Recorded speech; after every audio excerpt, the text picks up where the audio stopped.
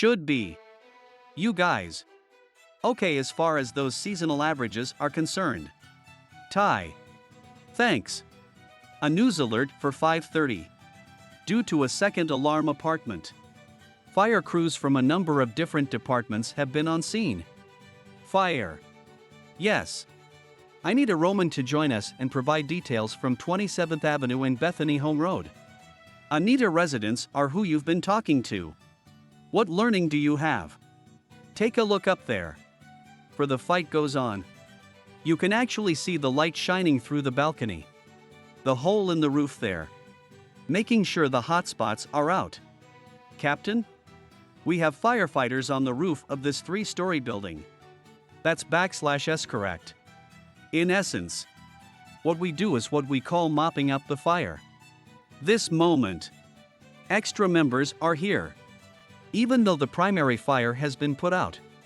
We want to ensure that all the participants and all the hotspots are eliminated. So that these fire do not restart.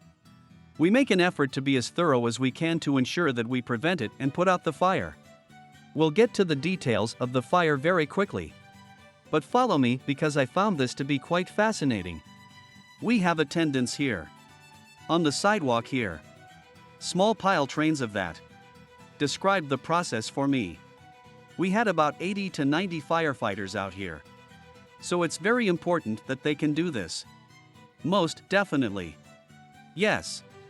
This is part of our strategies to prevent cancer. Following every fire. After the deacon process is completed. We do a deacon process.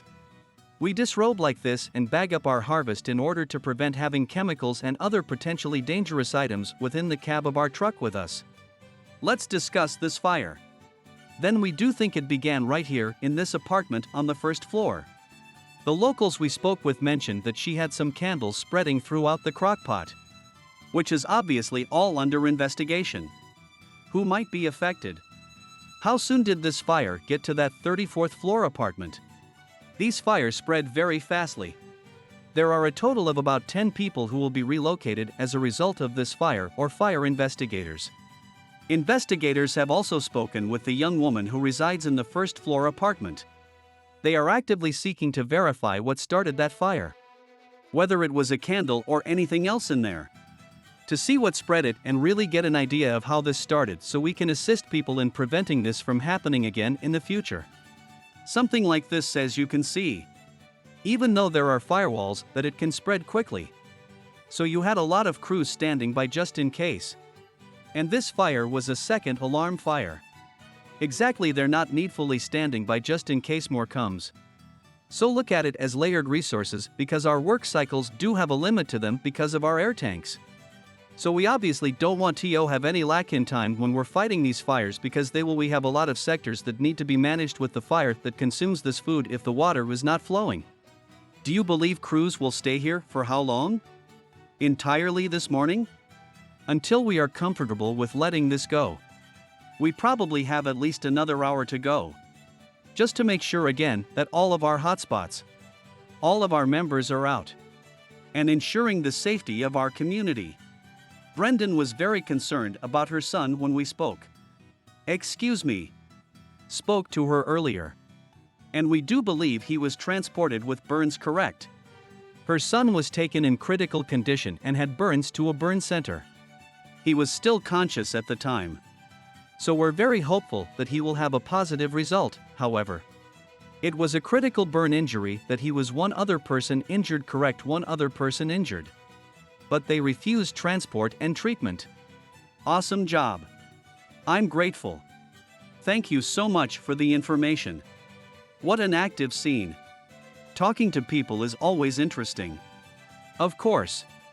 There are the victims and those who are impacted by the fire. But there are also the firefighters and how they must handle everything that is taking place on the scene. So as you can see, a firefighter is now on the balcony. Correct? And you can clearly see more of the ceiling falling. Which is what the captain was alluding to.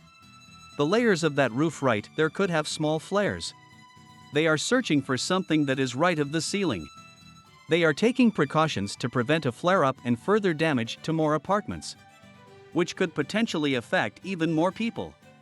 Now, to you, Anita. Were they evacuating the apartments nearby? I'm not sure if you can answer this question.